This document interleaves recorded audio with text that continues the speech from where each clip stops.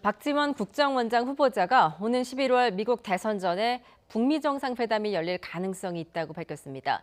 비록 시간이 촉박하긴 하지만 협상 여건만 갖춰진다면 불가능한 일은 아니라는 겁니다. 국회 연결합니다. 이승배 기자. 네, 국회입니다. 박지원 국정원장 후보자가 인사청문회를 앞두고 북미 정상회담 가능성에 대해 언급을 했다고요? 네, 그렇습니다. 내일 인사청문회를 앞두고 국회 정보위원회에 제출한 서면 질의 답변서를 통해서인데요. 올해 11월 미국 대통령 선거 전에 북한과 미국 정상이 만날 가능성을 묻는 질문에 가능성은 열려 있다 이렇게 밝혔습니다. 미 대선까지는 불과 석 달밖에 남지 않아서 힘들 거란 회의적인 시각도 있지만 북한의 호응 등 협상 여건이 성숙만 한다면 불가능한 것은 아니라고 강조를 했습니다.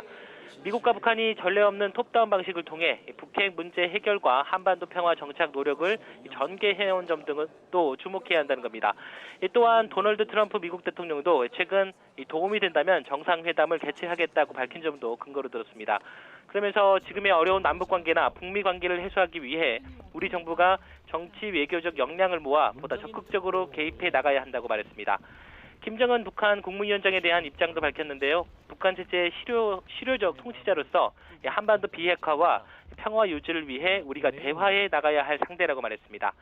한편 국정원장 인사청문회를 하루 앞두고 미래통합당은 현미경 검증을 예고하며 단단히 벼르고 있습니다.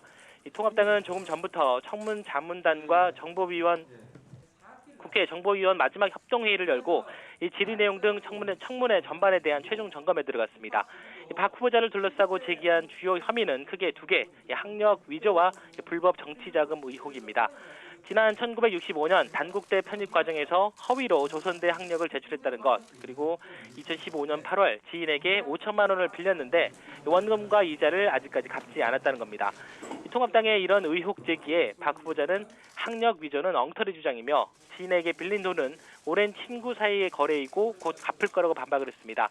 검증을 위해 청문회 유일한 증인으로 부른 해당 지인마저 건강상 이유로 불출석 이유서를 제출하면서 이 통합당은 증인 한 명도 없는 깜깜이 인사청문회다, 독재시대 청문회가 됐다 이렇게 비판을 했습니다.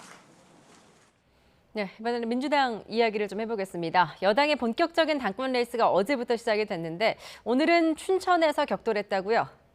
네, 그렇습니다. 여당인 더불어민주당의 본격적인 당대표 경선이 어제 제주에서 막이 올랐는데요. 차기 당대표 자리를 놓고 오늘은 강원도 춘천에서 새 후보가 또다시 격돌합니다. 많이 알려진 대로 새 후보 저마다 색깔이 뚜렷합니다. 이런 특성을 자신만의 강점으로 내세우며 당원들의 지지를 호소하고 있습니다. 유력한 대권주자인 이낙연 후보는 당권 레이스 첫날에도 국난 극복 적임자임을 강조했습니다. 위기에는 위기 리더십이 필요하다며 그동안의 경험을 살려 위기 극복에 앞장서겠다고 목소리를 높였습니다. 김부겸 후보는 책임 대표 이미지를 부각했습니다. 이낙연 후보의 아킬레스건인 7개월짜리 당대표를 정조준하면서 자신은 2년 임기를 완수하고 대선까지 승리로 이끌겠다고 포부를 밝혔습니다. 가장 늦게 경선에 뛰어든 박주민 후보, 40대 기수로서 새로운 시대를 준비하는 후보라며 결을 달리했습니다. 행정은 물론 사법기관까지 지방으로 이전하고 지역의 거점 대학들을 하나의 그룹으로 묶어 육성하는 방안 등을 제시했습니다. 오늘 연설회는 조금 전인 오후 2시부터 시작이 됐는데요. 오늘은 또 어떤 공약과 비전을 제시하며 당원들의 마음을 공략할지 후보들의 연설 내용에 관심이 쏠리고 있습니다. 지금까지 국회에서 YTN 이승배입니다.